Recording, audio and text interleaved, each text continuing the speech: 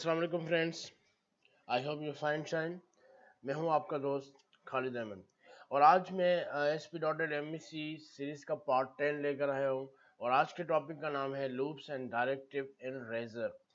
तो जिन लोगों ने मेरी पिछली वीडियोस नहीं देखी कि मैं रिकमेंड करूंगा पहले आप मेरी पिछली वीडियोस देखें ताकि आपको आज का टॉपिक समझ में आए। लास्ट वीडियो के अंदर मैंने कंडीशन स्टेटमेंट्स के ऊपर बात की थी कि कंडीशन स्टेटमेंट हमारे कौन सी टाइप्स की होती हैं, इफ़ और एल्स इफ होती है और टर्निंग ऑपरेटर होती है। जिसने अभी तक वो वीडियो नहीं देखा, रिकमेंड करूंगा कि पहले वो वीडियो देख के आए। तो आज के टॉपिक को स्टार्ट करते हैं कि लूप क्या होती है। तो आज के सेक्शन में हम क्या क्या करने वाले हैं, तो देखिएगा, वीडियो के साथ रहिएगा, इसमें बहुत कुछ सीखने को मिलेगा आपको। तो हम आज के जो टॉपिक कवर करेंगे वो करेंगे व्हाट इज लूप, और फॉर, उसके बाद हम बात करेंगे फॉर लूप क्या होता है, फिर फॉर लूप का सिंटैक्स देखेंगे और फिर देखेंगे हमारा जो लूप का दूसरा टाइप है फॉर ईच। फॉर ईच क्या होता है और फॉर ईच लूप कहाँ यूज होता है और फॉर ईच का सिंटैक्स देखेंगे और लास्ट में देखेंगे डायरेक्टिव्स इन रेजर इंजन। रेजर इंजन के अंदर डायरेक्टिव्स क्या होते हैं और लास्ट में मैं आपको इस टॉपिक के बाद असाइनमेंट दूंगा। तो वीडियो के साथ रहिएगा, वीडियो को कंप्लीट देखिएगा ताकि आज का टॉपिक आपको समझ में आए। तो मैं यहाँ पे बात करूँगा लूप की। अब देखें लूप बेसिकली क्या होता है कि repetition more than one task is called loop. आप रिपीटेशन के लिए लूप यूज करते हैं, एक स्टेटमेंट को बार बार प्रिंट करने के लिए हम लूप यूज करते हैं। तो यहाँ पे अब बात फॉर ईच की कर रहे हैं कि फॉर ईच लूप के अंदर हम फॉर लूप क्यों यूज करते हैं, फॉर लूप यूज करते हैं repetition more than one statements. एक स्टेटमेंट को हमें बार बार प्रिंट करना हो, जैसे खालिद टेक के मुझे 100 टाइम खालिद टेक प्रिंट करना है, welcome to Khalid Tech World, welcome to Khalid Tech. तो मैं ये लूप फॉर लूप को यूज करके मैं इजीली ये चीजें प्रिंट करवा सकता हूँ, जिससे मेरा लाइन ऑफ कोड भी बच जाता है। आइट्रेशन से मुराद कि कितनी टाइम ये लूप चलेगा, कितना टाइम ये आइट्रेट करेगा। आइट्रेट का मतलब होता है घूमना, कितनी टाइम पे ये घूमेगा। तो पहले मैं प्रैक्टिकल में आपको ये चीज समझाता हूँ, फिर हम नेक्स्ट टॉपिक में आते हैं। तो हम क्या करते हैं, मैं यहाँ पे आपको एक डिव और बनाता हूँ और यहाँ पे आके मैं लूप का सिंटैक्स लिखता हूँ। अच्छा, लूप लिखने के लिए आप यहाँ पे जस्ट फॉर फॉर लिखेंगे और टैप करेंगे तब भी ये फॉर का सिंटैक्स बन जाएगा। तो अगर इस तरह यूज करना चाह रहे हैं इस तरह यूज कर सकते हैं। तो मैं यहाँ पे जस्ट क्या करता हूँ कि लूप मुझे कहाँ से स्टार्ट करना है, मैं कह रहा हूँ लूप मुझे 1 से स्टार्ट करना है और लेंथ हम यहाँ पे करते हैं इक्वल 10 टाइम चलेगी और यहाँ पे आई प्लस प्लस और यहाँ पे मुझे इसके अंदर जो भी स्टेटमेंट प्रिंट करनी है वो मैं यहाँ पे लिख सकता हूँ। तो मैं यहाँ पे लिखता हूँ H1 welcome to Khalid Tech channel. अब ये स्टेटमेंट मुझे प्रिंट करवानी है, 10 टाइम प्रिंट करनी है, 11 टाइम प्रिंट करनी है, 100 टाइम प्रिंट करनी है। तो वो मैं आइटरेट बताऊंगा कि कहाँ से स्टार्ट हो और कहाँ तक चले। तो पहले तो मैं आपको ये लूप का स्ट्रक्चर समझाता हूँ कि ये काम किस तरह करता है।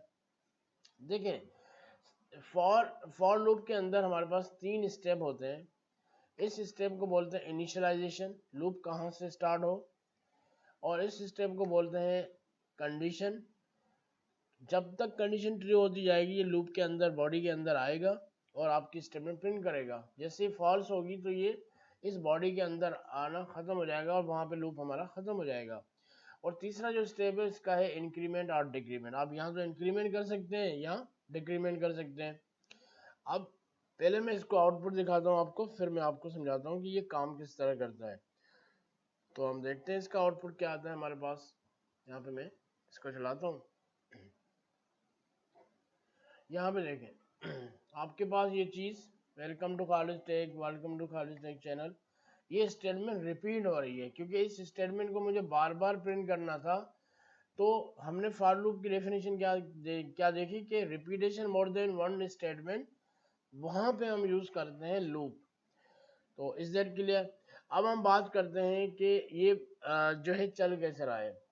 इसके साथ मैं वैल्यू भी प्रिंट करा दूं ताकि और आपको इजी लगे। मैं इसका कहता हूं कि इंडेक्स नंबर, कि ये इसका इंडेक्स नंबर है। तो मैं यहाँ पे @ और यहाँ पे आई कर देता हूँ और इसको मैं कहता हूँ ये इंडेक्स नंबर है आपका। तो ये देखते हैं अभी इंडेक्स कैसे स्टार्ट करता है। तो मैं इंडेक्स भी मैंने यूज़ किया और मैं अब देखते हैं कि इसके साथ ये इंडेक्स प्रिंट करेगा। ये देखिए 1 से स्टार्ट हुआ, इनिशियल वैल्यू मेरी 1 थी और ये 10 टाइम चला। तो इसके साथ मैंने क्या किया, उसकी इंडेक्स भी प्रिंट कर दी। तो आप इस तरह इंडेक्स भी प्रिंट करवा सकते हो। मैं ऊपर वाले लाइन को कमेंट कर रहा हूँ जो मैंने लास्ट टाइम कोड किया था, तो इनको मैं कमेंट कर देता हूँ क्योंकि ये आपको शायद कंफ्यूज करेंगे, बल्कि ठीक है रहने दें, तो मसला नहीं, हम यहाँ से कोड कर रहे होते हैं। ठीक है, अब ये फॉर लूप का स्टेटमेंट कैसे चलता है, पहले ये इनिशियलाइज वैल्यू देखेगा कि 1 इनिशियलाइज वैल्यू है, तो क्या करेगा, उसके बाद जो दूसरा स्टेप ये फॉलो करता है वो देखता है कंडीशन ट्रू है या फॉल्स है। तो यहाँ पे अगर कंडीशन ट्रू हो गई तो वो क्या करेगा, एक टाइम पे ये स्टेटमेंट प्रिंट कर देगा। ये वाली स्टेटमेंट वो एक टाइम प्रिंट कर दिया उसने, एक टाइम पे ये प्रिंट हो गई। उसके बाद वो कौन से स्टेप में जाता है, वो जाता है आपके, अच्छा ये स्टेटमेंट प्रिंट करने के बाद वो यहाँ पे जाएगा और फिर आई के बाद पहले 1 था और आई प्लस प्लस हो गया, तो अब यहाँ पे हो गया 2। फिर ये देखेगा 2 less than or equal to 10 के, तो यहाँ पे कंडीशन ट्रू हो रही है तो वो सेकंड टाइम पे भी ये चीज़ प्रिंट कर देगा, ये भी प्रिंट कर देगा। तो सेकंड टाइम प्रिंट कर दी। इसके बाद फिर वो आई प्लस प्लस में जाएगा, फिर देखेगा कितनी कंडीशन है इसके पास। आई अब क्या हो गया, पहले लास्ट टाइम 2 था, अभी आई प्लस प्लस हो गया, तो लास्ट अभी इसके पास क्या हो जाएगा, 3 हो जाएगा। फिर ये देखेगा 3 लेस देन आर इक्वल 10 की कंडीशन ट्रू है। तो इस तरह ये क्या करता है, ये आपका लूप चलता है। और ये कब रुकेगा, रुकेगा तब जब ये आई प्लस प्लस हो गए 10 टाइम हो जाएगा, तो 10 टाइम प्रिंट हो जाएगा। उसके बाद जब आई प्लस प्लस हो गया तो ये हो गया 11। अब जब 11 हो गया तो ये क्या करेगा, यहाँ पे कंडीशन चेक करेगा कि 11 less than or equal to 10, तो यहाँ पे कंडीशन फॉल्स हो रही है। तो जैसे ही कंडीशन फॉल्स होगी वो सिर्फ 10 टाइम स्टेटमेंट प्रिंट करेगा, 11 टाइम प्रिंट नहीं करेगा क्योंकि 11 टाइम पे कंडीशन फॉल्स हो गई। I hope you getting my point. तो इसको आप प्रैक्टिकल करेंगे तो मजीद इसको आप जो है समझ सकते हैं। उसके बाद देखते हैं हमारे पास टॉपिक क्या है, फॉर लूप हमने देख लिया। अब हम बात करते हैं फॉर ईच। अब देखिए हमारे पास दूसरी जो टाइप है इसकी फॉर ईच लूप है। अब फॉर ईच लूप जो है वो यूज कहाँ होता है, ये बड़ा क्वेश्चन है कि फॉर ईच लूप हम कहाँ यूज कर सकते हैं। देखिए फॉर ईच यूज जो है वो यूज होता है कलेक्शन के अंदर। अगर आपके पास डेटा कलेक्शन के अंदर है, वो कलेक्शन आपकी लिस्ट भी हो सकती है, वो कलेक्शन आपका एरे भी हो सकता है, तो वहाँ हम फॉर ईच को यूज करते हैं। और दूसरा पर्पज वो होता है जहाँ पे हमें कलेक्शन की लेंथ एग्जैक्ट पता नहीं है, वहाँ पे भी हम फॉर ईच को यूज करते हैं। तो फॉर ईच का सिंटैक्स इस तरह लिखा जाता है। मैं प्रैक्टिकल में आपको फॉर ईच करवाता हूँ ताकि और इजी आपको समझ में आए। तो फॉर ईच का स्टेटमेंट के लिए मैं एक और डिव बनाता हूँ और यहाँ पे आके मैं एक डिव बना दिया। मैं इसको, चलो इसको रहने देते हैं, एट द रेट साइन। अब मैंने आपको बोला कि फॉर ईच वहाँ यूज होता है जहाँ कलेक्शन ऑफ डेटा हो। ठीक है, अब कलेक्शन ऑफ डेटा जो है वो, अब सपोज हम क्या करते हैं, मैं यहाँ पे एक एरे बना देता हूँ, नेम्स का एरे, और यहाँ पे मैं कुछ नाम स्टोर कर देता हूँ। ठीक है, ताकि हमारी कलेक्शन बन जाए। ठीक है, मैं यहाँ पे कर दिया मैंने सलमान, और यहाँ मैंने कर दिया आमिर, और यहाँ मैंने कर दिया जुनैद, और यहाँ मैंने कर दिया आयशा। तो ये हमारी क्या होगी, ये कलेक्शन हो गई जो मैंने एरे के अंदर कलेक्शन बनाई है। अब कलेक्शन आ गई, अब इसके अंदर मुझे फॉर ईच यूज करना है, इस कलेक्शन को प्रिंट करना है। तो मैं यहाँ पे क्या करूँगा, फॉर ईच यहाँ पे लिखेंगे और यहाँ पे टैप करेंगे तो ये स्ट्रक्चर बना देगा, स्ट्रक्चर बना देता है। अदरवाइज आप खुद से भी लिख सकते हो। अब यहाँ पे जो है नेम्स के अंदर जो है हमारे पास इस कलेक्शन के पास ये सारे नेम पड़े हुए हैं। तो यहाँ इस कलेक्शन का नाम हम देते हैं, जो हमारे वहाँ पे नाम रखा हुआ है, नेम्स रखा हुआ है नाम कलेक्शन का, और मुझे ये सारे नाम प्रिंट करवाने हैं। तो मैं यहाँ पे H1 ले लेता हूँ और यहाँ पे मैं इसके नाम प्रिंट करना देता हूँ। तो इस यहाँ पे हम क्या, एट द रेट साइन, और यहाँ पे मैं आइटम यूज कर लूँगा, आइटम। तो ये नाम हमारे सारे प्रिंट कर देगा। ठीक है, मैं इसको कहता हूँ कि ठीक है, ये हमारी नाम देखते हैं कि ये प्रिंट करेगा। तो फॉर ईच बेसिकली कहाँ यूज होता है, जहाँ पे कलेक्शन ऑफ डेटा हो वहाँ हम फॉर ईच को यूज कर सकते हैं। तो इसका देखते हैं आउटपुट कि ये क्या आ रहा है आउटपुट।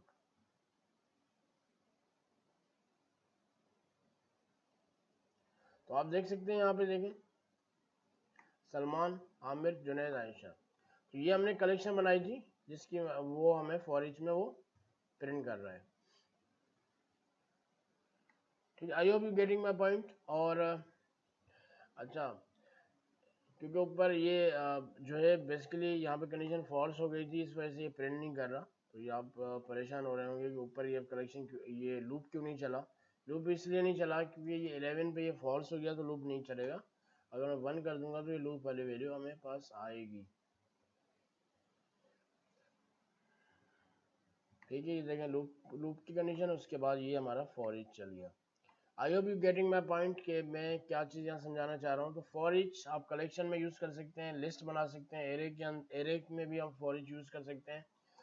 तो आई होप कि ये आपको समझ में आ गया होगा।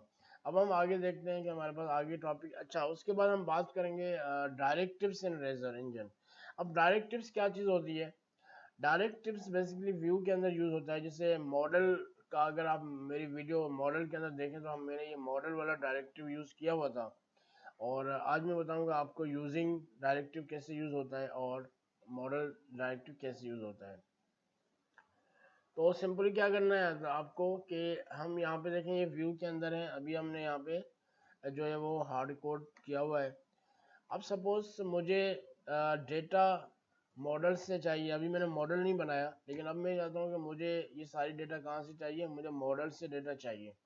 तो उसके लिए मैं जस्ट क्या करता हूँ, पहले मैं एक मॉडल बना देता हूँ ताकि फिर मैं आपको डायरेक्टिव समझाता हूँ कि डायरेक्टिव्स हम किस तरह यूज़ कर सकते हैं। तो मैं यहाँ पे आके व्यू के अंदर आके सॉल्यूशन एक्सप्लोरर और यहाँ पे मैं स्टॉप डिबगिंग कर देता हूँ अब इसको। और यहाँ पे मैं आके एक मॉडल बनाऊंगा जिससे हम डायरेक्टिव्स को यूज़ करेंगे। तो कंट्रोल मेरे पास बना हुआ है, मैं यहाँ पे आके एक मॉडल बना देता हूँ @ सॉरी मॉडल 8। और ऐड करने के बाद यहाँ पे मॉडल, क्यों आपको पता है मॉडल जो है वो C# क्लासेस होती हैं। यहाँ पे मैंने मॉडल को ऐड किया और यहाँ पे मैंने क्लास यूज़ की और इसका नाम मैं रख देता हूँ। सपोज हमारे पास ये हमारे यूज़र्स हैं। ठीक है, मैंने यहाँ पे यूज़र्स इसका नाम रख दिया। तो हमारे मॉडल का नाम क्या हो गया, यूज़र्स। अब इसके अंदर क्या करते हैं, मॉडल के अंदर आपको पता है सेटर गेटर प्रॉपर्टी यूज़ करते हैं। तो मैं यहाँ पे आके क्या करता हूँ, एक प्रॉपर्टीज़ बना देता हूँ प्रॉप, और डबल टैप करेंगे तो यहाँ पे क्या है हमारी यूज़र आईडी आनी चाहिए। दूसरा क्या है हमारे यूज़र नेम। तो प्रॉप और डबल टैप और यहाँ पे मैं स्ट्रिंग, और यहाँ पे मैं कर देता हूँ कि मुझे यूज़र नेम चाहिए। ठीक है, मैंने यहाँ पे यूज़र नेम यूज़ किया। अब मैंने ये वाली प्रॉपर्टीज सेट कर दी। अब मुझे इनकी बिहाफ पे मुझे व्यू के अंदर इसकी डेटा सेट करनी है। तो मैं अब जाऊँगा व्यू के अंदर और अब यहाँ पे मैं आपको डायरेक्टिव बताऊंगा कि अगर हम यहाँ पे @ लगाऊंगा और यहाँ पे यूजिंग आपके पास क्या है, एक डायरेक्टिव है। उसके बाद मुझे प्रोजेक्ट का नाम देना होता है। प्रोजेक्ट का नाम मेरे पास है रेजर सिंटैक्स एग्जाम्पल। उसके अंदर क्या यूज़ करना है, मुझे मॉडल से डेटा चाहिए। तो मैंने यहाँ पे यूजिंग यूज़ किया डायरेक्टिव और यहाँ पे प्रोजेक्ट का नाम और डॉट मॉडल से डेटा चाहिए। कौन सी डेटा चाहिए वो यहाँ पे मैं नीचे बता देता हूँ कि मुझे डेटा क्या चाहिए। मैं एक डिव और बना देता हूँ और यहाँ पे मैं कहता हूँ कि मुझे चाहिए उसकी आईडी चाहिए। आईडी के बिहाफ पे मुझे, अच्छा ठीक है, अभी मैं इसको कर देता हूँ कि सपोज मुझे इसकी बनानी पड़ेगी क्लास। तो उससे पहले मैंने मॉडल का नेम स्पेस देखूंगा कि मैंने यूज़ किया है नहीं किया। अच्छा, ये तो मैंने यहाँ पे यूज़ कर लिया। तो इसकी मॉडल क्लास बननी चाहिए। अब इसको तो हम देखते हैं कि ये मॉडल क्लास बना रहा है या नहीं बना रहा। यूज़र्स यूज़र्स,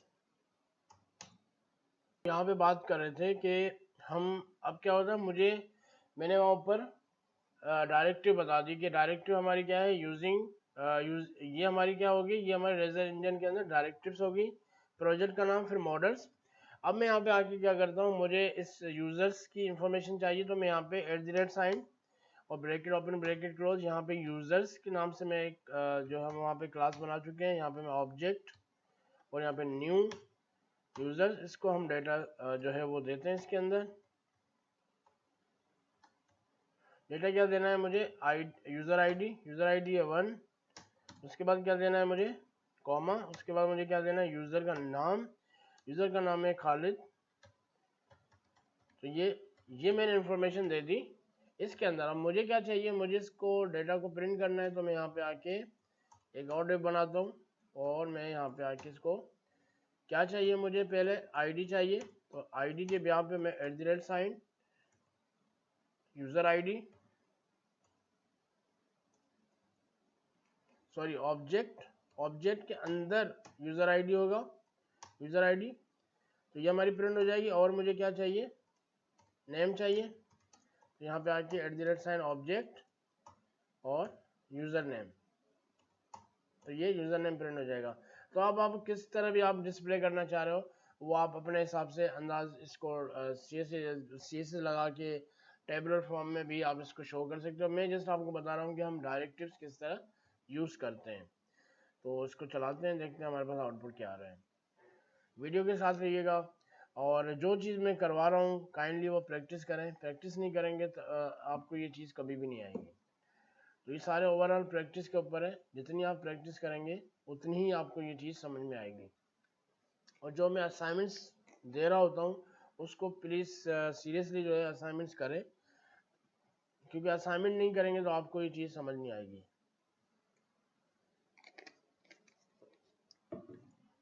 ठीक है, हम देखते हैं नीचे हमने वैल्यू को प्रिंट किया हुआ था। यहाँ पे देखें, आपको नज़र आ रहा होगा, ये देखें ID 1 है, नेम हमने खाली दिया। तो ये बेसिकली डायरेक्टिव्स हमने यूज़ किए तभी ये मॉडल से डेटा लेकर आ रहा है। ठीक है, उसके बाद एक और डायरेक्टिव थी जिसके बारे में बात करते हैं, मॉडल डायरेक्टिव। मैंने मॉडल वाली वीडियो अगर आप देखें तो मॉडल वाली वीडियो में मैंने ज़्यादा इसको समझाया हुआ है कि मॉडल, यहाँ पे हम क्या करेंगे, अगर मैं मॉडल यूज़ करूँगा उसके बाद प्रोजेक्ट का नाम, उसके बाद मॉडल्स। अब यहाँ पे क्या होता है, मैं स्पेसिफिक बताऊँगा कि मेरी डेटा कहाँ से आ रही है। ठीक है, यूजिंग जब हम यूज़ करते हैं तो मॉडल्स के अंदर अब मैं जो है जो जितने भी मॉडल्स बने हुए मैं डेटा ला सकता हूँ, लेकिन व्यू एट ए टाइम एक ही मॉडल से डेटा लेकर आएगा, उसी को एट ए टाइम जो है व्यू एट ए टाइम एक ही मॉडल से डेटा व्यू कर सकता है। ठीक है, तो अब क्या होता है कि मॉडल्स अगर आप यूज़ करते हो तो फिर आप यहाँ पे बताते हो कि आप स्पेसिफिक कौन से मॉडल की डेटा आप यहाँ पे शो करना चाह रहे हो। तो ये जो है मॉडल भी आपके पास क्या है, एक डायरेक्टिव है, और ये यूजिंग भी आपके पास एक डायरेक्टिव है। तो उम्मीद है आज का लेक्चर भी आपको समझ में आ गया होगा। काइंडली आप प्रैक्टिस करें, जो चीज़ मैं समझा रहा हूँ आप प्रैक्टिस नहीं करेंगे तब तक ये चीज़ नहीं आएगी, क्योंकि ये सारी ओवरऑल जो है ये प्रैक्टिकल पे डिपेंड करता है। तो अब हम देखते हैं आगे हमारे पास क्या है। और ठीक है, उसके बाद ये हमारा टॉपिक हो गया। अब मैं आपको असाइनमेंट्स के ऊपर आता हूँ कि असाइनमेंट्स आज की क्या है। बहुत सिंपल असाइनमेंट है, फॉर लूप अभी मैंने आपको करवा दिया, फॉर लूप का स्ट्रक्चर।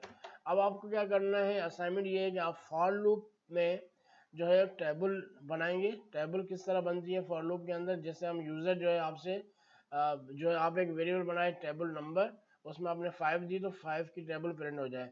इसी तरह फॉर लूप को यूज़ करके आप इवन और ऑड सीरीज बनानी है आपको। और थर्ड आपको फॉर ईच लूप करके आप एक प्लेयर्स का एरे बनाएंगे, और उस सारे प्लेयर्स हम मुझे जो है वो व्यू के अंदर शो करने हैं। तो ये जो है सिंपल इसकी assignment.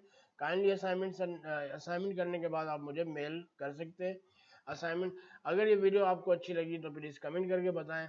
If you like my video subscribe and click the bell icon, ताकि मेरी जितनी भी नई वीडियोस आए वो आपके पास नोटिफिकेशन पहले से पहुंच जाए। मिलते हैं नेक्स्ट वीडियो के ऊपर, तब तक के लिए खालिद को दीजिए इजाज़त। अपना बहुत सारा ख्याल रखिएगा। अल्लाह हाफिज़।